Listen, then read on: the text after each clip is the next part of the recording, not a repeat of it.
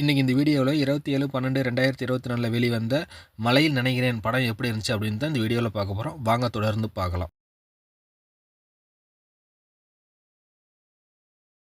இந்த படக்குழுவுக்கு நம்ம ஏதோ ஒரு படம் பண்ணணுமே அப்படின்ட்டு நினைக்கிறாங்க.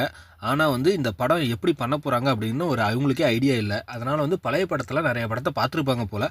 அதில் ஒரு கதையை தேர்ந்தெடுத்து அதை அப்படியே அச்சு அசலாக மாறாமல் இதுக்கு பண்ணியிருக்காங்க. அதுக்காக இந்த படத்தை முழுசாக ரீமேக் படம் அப்படின்ட்டு நம்ம தெளிவாக சொல்லிட முடியாது. என்னை பொறுத்தவரை இந்த படம் ஒரு இன்ஸ்பயர் ஆன படம் அப்படிங்கிற மாதிரி தான் சொல்ல முடியும். ஏன் அப்படின்னு கேட்டிங்கன்னா, அந்த ஓல்டு வெர்ஷன் படம் எப்படி மூவ் ஆகுதோ அதே மாதிரி சுச்சுவேஷனில் தான் இந்த படம் ஃபுல்லாகவே மூவ் ஆகுது. பெருசாக ரெண்டுக்கும் வித்தியாசமே இல்லை அப்படிங்கிற மாதிரி சொல்லலாம். இந்த படம் பார்த்திங்கன்னா நம்ம தமிழ் வரலாற்றிலே மிகப்பெரிய ஹிட் கொடுத்த படத்தில் ஒரு ஒன்றா கருதலாம். ஏன் அப்படின்னு கேட்டிங்கன்னா, 90s காலகட்டத்திலேருந்து இன்றைக்கு வரையுமே அந்த படம் ஒரு டிவியில் போட்டாலும் சரி, தியேட்டர்லேயே சிறப்பு காட்சி போட்டாலும் சரி, அதுக்காக ஒரு ஃபேன் பேஸே இருக்குது அப்படின்னு சொல்கிற அளவுக்கு பெரிய ஹிட் கொடுத்த படம். அது என்ன அப்படின்னு அதிகமாக யோசிக்கலாம் வேணாம். அது நமக்கு எல்லாருக்குமே பழக்கப்பட்ட படம் தான் சூரிய வம்சம். அந்த படத்தோட கதை, திரைக்கதை, அந்த படம் போகக்கூடிய மாடுலேஷன் எல்லாத்தையுமே எடுத்துக்கிட்டாங்க.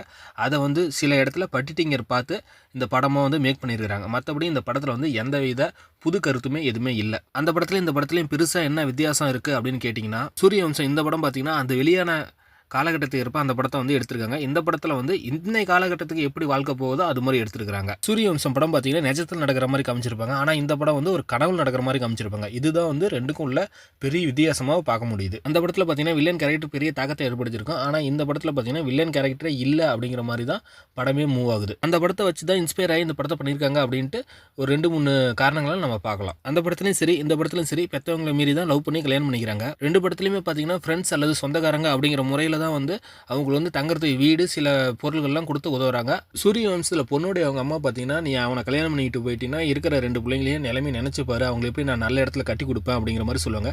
அந்த டைலாக் அப்படியே அச்சு அசலாக இந்த படத்துலையும் இருக்குது. சூரிய வம்சம் படம் மாதிரியே பார்த்தீங்கன்னா இந்த படத்துலையும் பெரிய டிரான்ஸ்போர்ட் ஆரம்பிக்காத ஒரு சின்னதாக டிரைவிங் ஸ்கூல் ஆரம்பித்து பொழப்ப ஓட்டுறாங்க. சரி, ஓகே, அதெல்லாம் போட்டு இந்த படத்தை எப்படி பார்த்தா நல்லா இருக்கும் அப்படின்னு நான் நினைக்கிறேன். அப்படின்னு கேட்டிங்கன்னா, ஏற்கனவே சூரிய வம்சம் படம் பார்த்துருந்தீங்கன்னா கண்டிப்பாக இந்த படத்துக்கு போகவே வேண்டாம். ஏன் அப்படின்னு கேட்டிங்கன்னா, ஃபஸ்ட்லேயே பார்த்த உடனே தெரியும் அந்த படத்தோட தாக்கம் தான் இதில் இருக்க போகுது அப்படின்ட்டு.